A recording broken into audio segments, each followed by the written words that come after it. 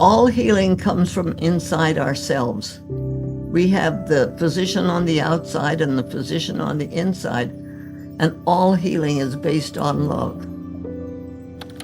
We really don't understand our own power.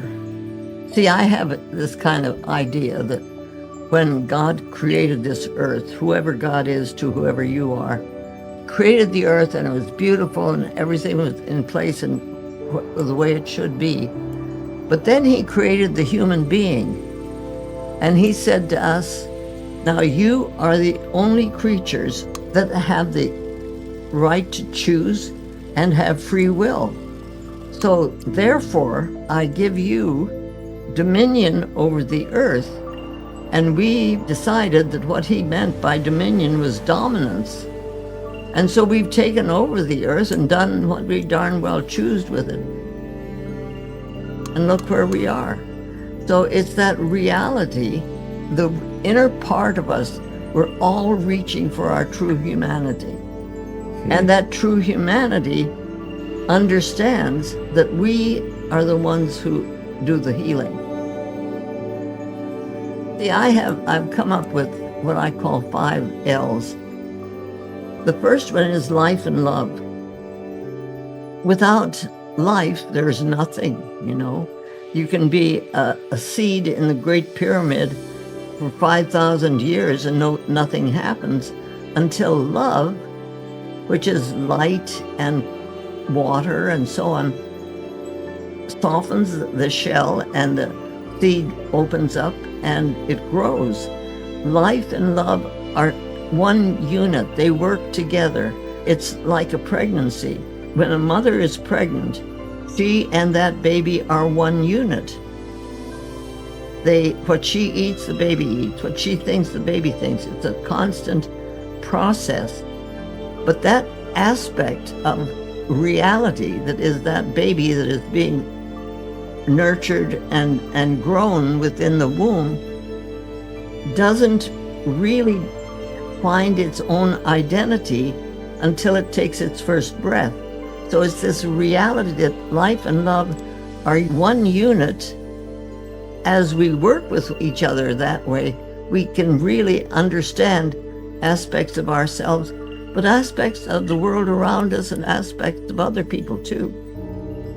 The first L was life and love. So those two came together and I understood those. But the third one was laughter. Laughter without love is cruel. It's mean. It takes families apart. It has caused wars, you know. Laughter can be cruel, but laughter with love is joy and happiness. The fourth L is labor. Labor without love is drudgery. You just gotta go to work. You just gotta do this. But labor with love is bliss. It's why you singers sing, why painters paint. It's why I do what I do. It's why you do what you do. It's what makes our hearts sing. It's that inner aspect of our being that comes alive. And we'll work 5 times as hard as we were when we were dragging ourselves along with the drudgery thing. And the fifth one is listening. Listening without love is empty sound. It just doesn't make any sense. You don't understand. But listening with love is understanding.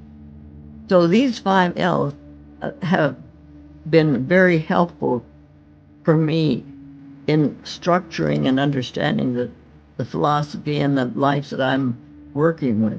And you've been a teacher, you've been a doctor, but you've been writing books, and you've just put out a new book, the Well-Lived Life, where you share 6 secrets. What do you hope people learn from that book? I hope they really understand love being the teacher and love being the essence of healing. My spirit needs to bear witness with thy spirit. We need to let the energy of our being move and help and as we help others, we help ourselves. It's that life flow that is so essential. Spend time looking for what I call the light. I kind of see myself walking along with a flashlight in the dark on my path, and it's dark, and I can just go as far as my flashlight takes me. But as I'm walking along, sometimes on the side of the path, there's a light that it's not very bright. It's just kind of shimmering. If I shine my light over there, all of a sudden that light becomes great. In other words, as we reach out for each other, just with whatever we have, whatever the opportunity is, and you use it and you work forward with it, you're helping people in ways that you know not. I understand that you had a chance to meet one of history's greatest teachers. You met Gandhi at one point. Can you tell me a little bit about that? I was 10 years old. We were leaving India. We were in the train and leaving Roorkee to go to Bombay. And I was really sad because I didn't want to leave India. And I knew I had to. And so I'm sitting in the train with my face plastered against the window, really looking out. In India, there are always crowds of people. Well, there were crowds of people here, but there was a man walking in front of this crowd, and he had on a dhoti and a staff, and I recognized him as Gandhi, and he was just walking along, and when it came into my sight, and he reached down, a little girl was handing him a flower. He took the flower, and as he looked up, he looked straight into my eyes, and I looked into his. And something happened. I can't explain to you what happened. I can't explain to anybody. I can't even explain it to myself. But I felt a connection of love that was really, really important to me. That was just a moment. I watched him go on with the salt march that he was doing and so on. 30 years later, my parents were working with Gandhi as India was torn apart with the partition. Hindus and Mohammedans killing each other. It was just awful. And my parents had their little medical jeep, and they took it around to camps and did what they could.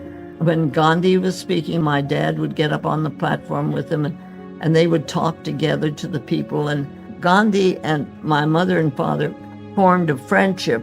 Gandhi gave my mother a Kashmiri blue shawl and my dad a Panipat blanket. It was a close enough relationship in the family that this was being done. So I feel that spark was started when I was 10 years old, and our family connection kept that going. It's recognizing when something like that happens and not shoving it under the carpet, because those are the things happen. I've looked at people sometimes and been able to feel that, and I don't even know who they are. I recognized Gandhi, but there are a lot of people who seem lost and so on.